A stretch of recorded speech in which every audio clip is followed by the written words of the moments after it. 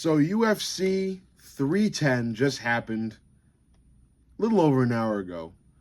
I was on live stream answering some questions, and now let's break down the entire card.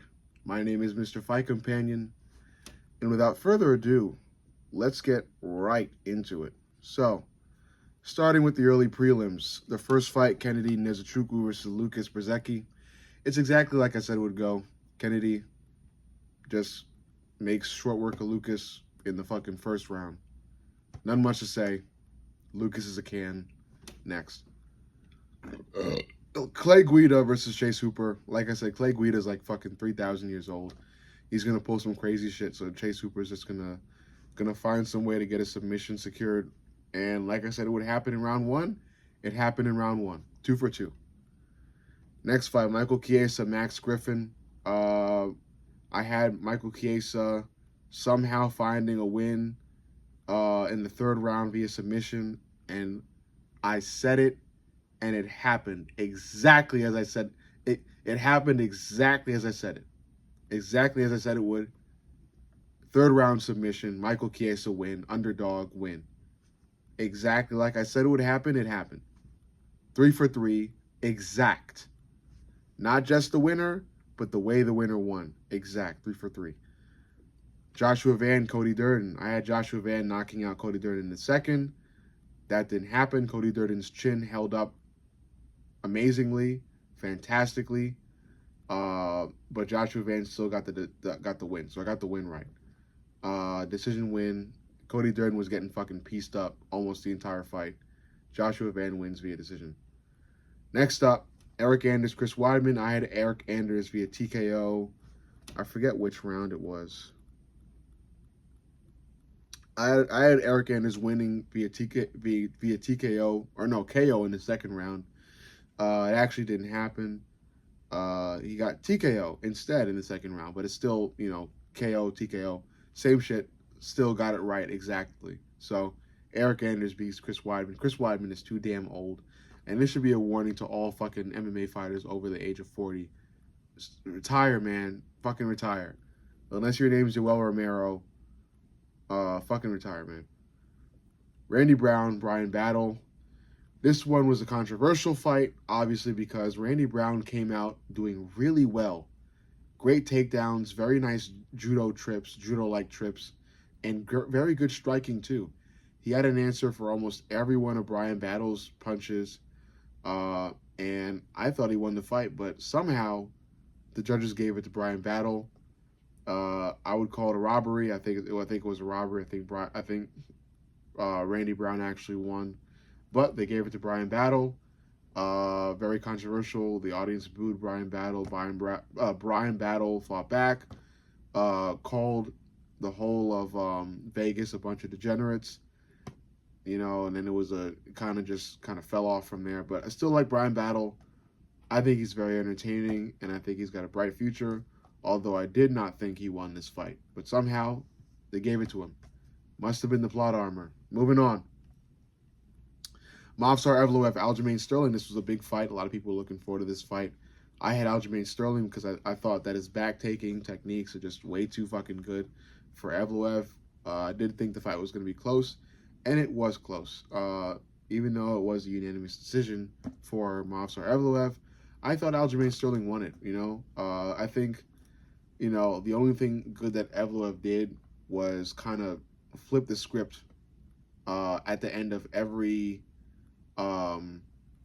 takedown that Aljamain got. So Aljamain would bring Movsar down, hold Movsar to the ground for a bit, get Movsar's back, and then, nearing the end of each round, Movsar would fucking find a way to fucking flip Aljamain over and get Aljamain's back instead. And it seems like the judges were fucking sleeping for the whole time Aljamain wasn't in control, and then woke up as soon as Evloev got in control, and that's why they gave it to Evloev, but I don't fucking know. Somehow, they gave it to Evloev. I thought Aljamain looked better than Evloev on the feet, too. So, I don't know. They gave it to Evloev. Some call it a robbery. Some say it's right. Whatever the fuck it is whatever it is. The judges made a decision. Somebody won. That's it. Next up, Vincent Luque, Themba Gorimbo. I thought Themba was going to make quick work of Vincent Luque, especially because of how Joaquin Buckley handled Luque. But Themba went in for a really risky, poorly executed 1-2. And Vincent Luque responded with an excellent, clean counter overhand that landed clean and dropped Gorimbo, to which to the point which Vincent Luque was able to immediately go in for a head and arm choke and secure it and get it, and actually ended up sleeping Themba Gorimbo with that choke. But Vincent wins, man, in spectacular fashion. I don't know how the fuck he lost to Joaquin Buckley in his last fight, but it is what it is. Good win for Luque, man. And I think that was my second incorrect pick. Yeah. Then we had Dominic Reyes, Anthony Smith. Anthony Smith lost a friend recently, so that was, it's hard for him to fight under those conditions.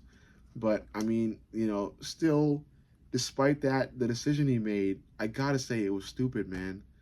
Nearing the end of round 1, Anthony Smith decides to drop his hands and just eat any punch Dominic Reyes threw. I mean, sometimes Anthony Smith just makes the dumbest decisions, man. He's so weird.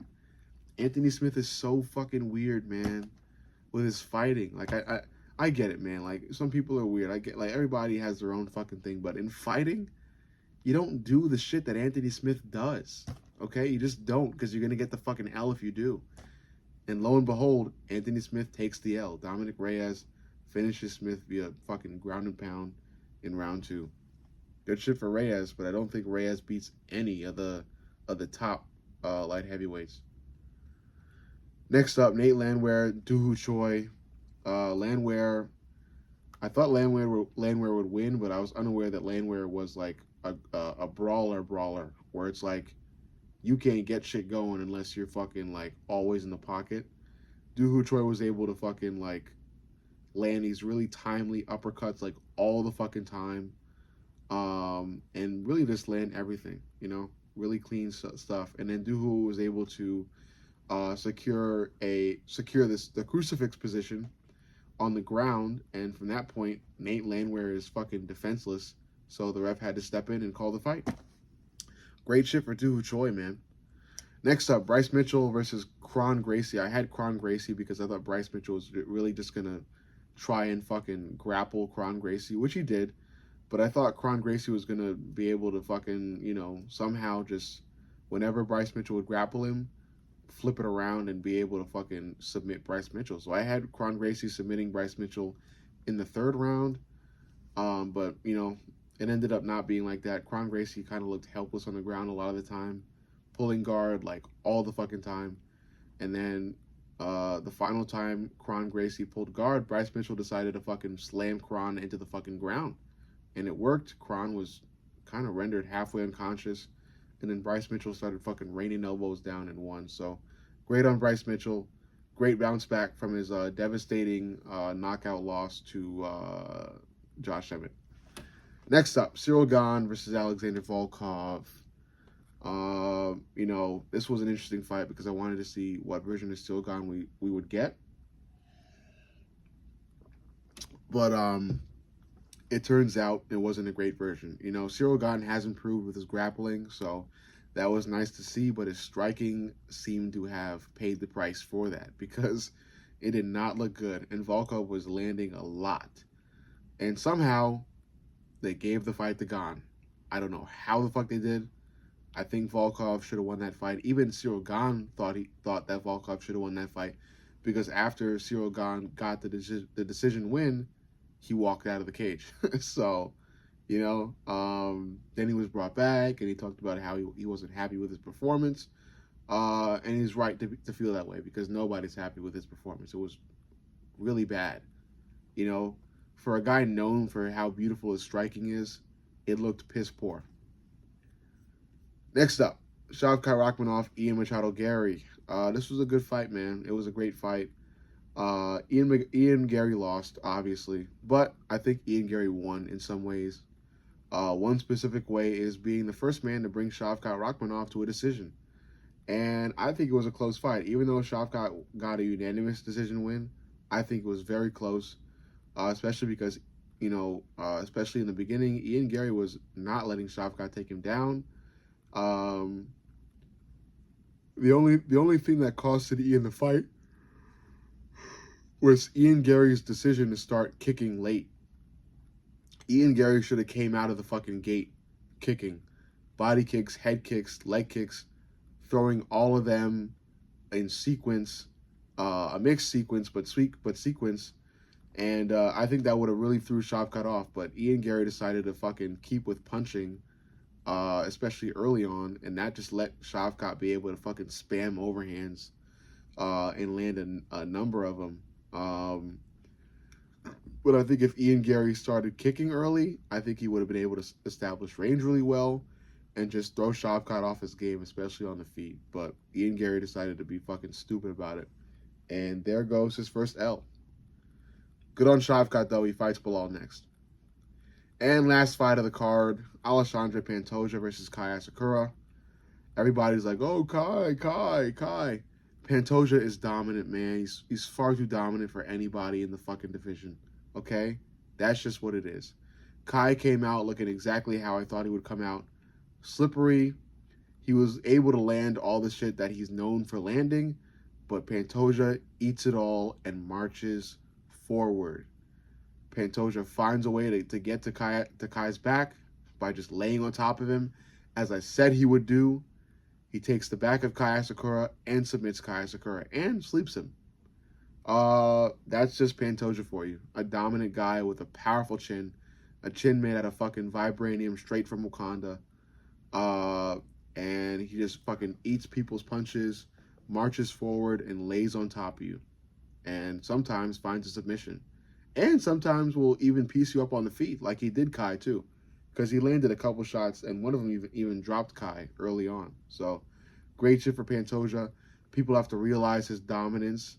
I like that Pantoja called out Demetrius Johnson. I don't think Demetrius Johnson will come out of retirement, though. I think next up for Pantoja will likely be Kai Kara-France. But Pantoja is going to lap this division. And that's what I hope he does. I think Pantoja should lap the division and then move up to bantamweight and test his luck there. But Pantoja is undoubtedly the future flyweight GOAT, and I think he should definitely be top 5 in the pound-for-pound rankings, and I think he's being disrespected by the UFC a lot, especially because the UFC didn't let fucking Pantoja get custom shorts, which I think is a big show of disrespect. I think the UFC has been disrespecting a lot of fighters who deserve respect, and Pantoja is one of them. So we all have to fucking realize and thank Pantoja for the dominant reign he's had and the entertaining fights he's had, because his chin is so strong and he's been eating a lot of fucking highlight blows. And yeah, Pantoja is a fucking absolute king and the owner of his division. And tonight proved it. So yeah, overall, this fight is definitely better than the average UFC card. Not a top card, but a lot of really entertaining stuff. Not all of it being entertaining, but some stuff was entertaining. Especially like the first few fights out of the fucking early prelims being finishes. So, fun stuff. Let me know what you think. Make sure you like, comment, and subscribe. But most importantly, subscribe. I love you guys, and I'll see y'all in the next.